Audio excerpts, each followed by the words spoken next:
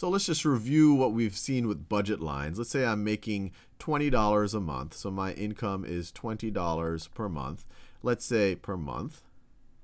The price of chocolate is $1 per bar. $1 per bar. And the price of fruit is $2 per pound. $2 per pound. And we've already done this before, but I'll just redraw a budget line. So this axis, let's say this is the quantity of chocolate. I could have picked it either way. And that is the quantity of fruit, not quantity of 4, the quantity of fruit. If I spent all my money on chocolate, I could buy 20 bars of chocolate a month. So that is 20. This is 10 right over here. At these prices, if I spent all of my money on fruit, I could buy 10 pounds per month. So this is 10. So that's 10 pounds per month. That would be 20. And so I have a budget line that looks like this. I have a budget line that looks like this. And the equation of this budget line is going to be, well, I could write it like this. My budget, 20, is going to be equal to the price of chocolate, which is 1 times the quantity of chocolate. So this is 1 times the quantity of chocolate, plus the price of fruit, which is 2 times the quantity of fruit. Times the quantity of fruit.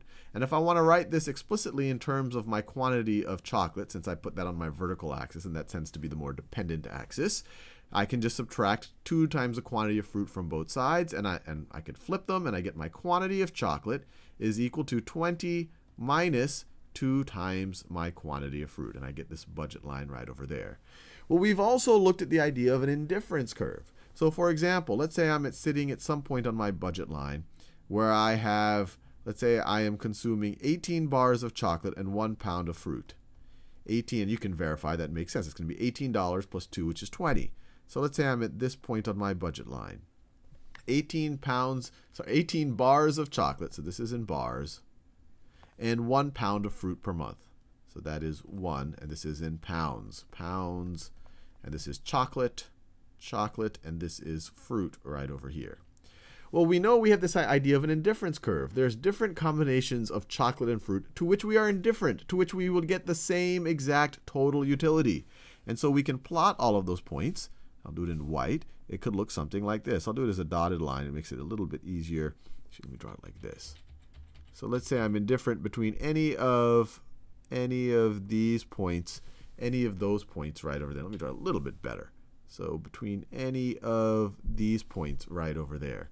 So for example, I could have 18 bars of chocolate and 1 pound of fruit, or I could have, let's say that is 4 bars of chocolate and, 4 bars of chocolate and roughly 8 pounds of fruit.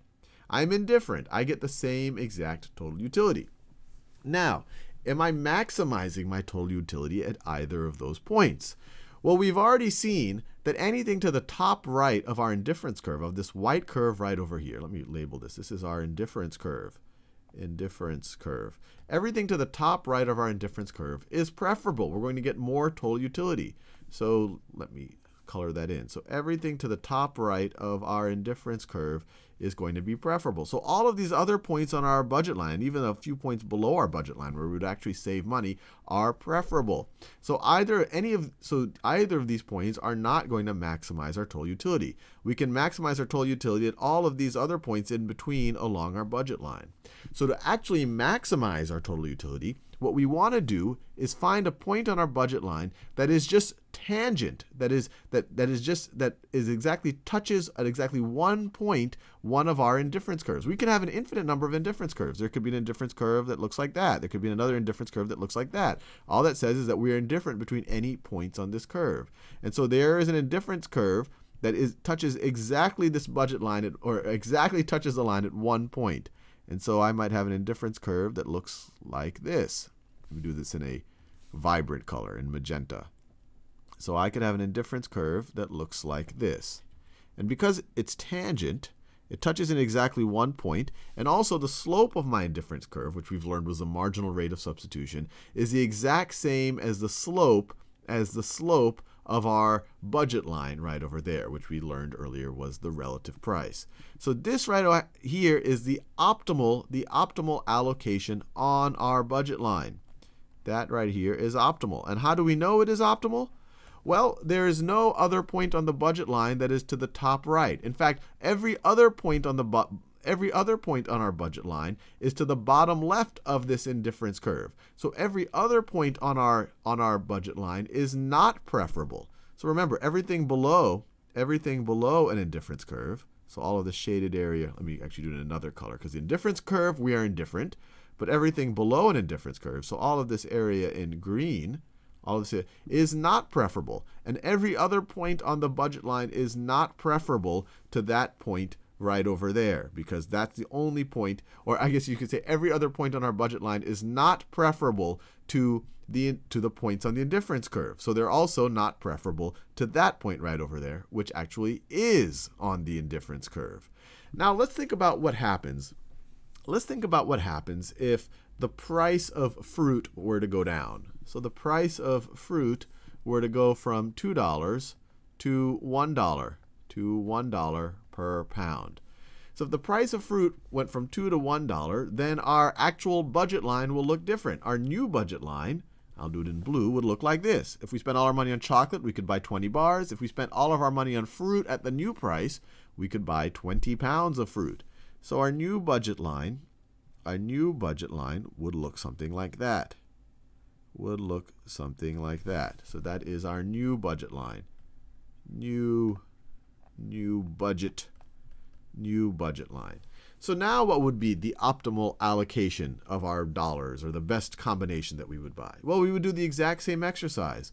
We would, assuming that we had data on all of these indifference curves, we would find the indifference curve that is exactly tangent to our new budget line. So let's say that this point right over here is exactly tangent to another indifference curve. So just like that. So there's another indifference curve that looks like that. Let me draw it like a little bit neater. So it looks something like that. And so based on how the price, if we assume we have access to these, these many indifference curves, we can now see, based on how all else equal, how a change in the price of fruit changed the quantity of fruit we demanded. Because now our optimal spend is this point on our new budget line, which looks like it's about, well, give or take, about 10 pounds of fruit.